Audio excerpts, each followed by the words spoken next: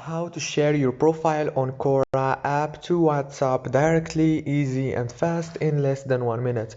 Hello guys, in today's video I'm going to show you how to share your profile on Quora to WhatsApp. So first thing, go to your profile and now go to the top corner and click on your profile picture right here, and click again on your profile picture to go to your profile. Now this is my profile page, as you can see, and all what you have to do to share your profile is click here on this option.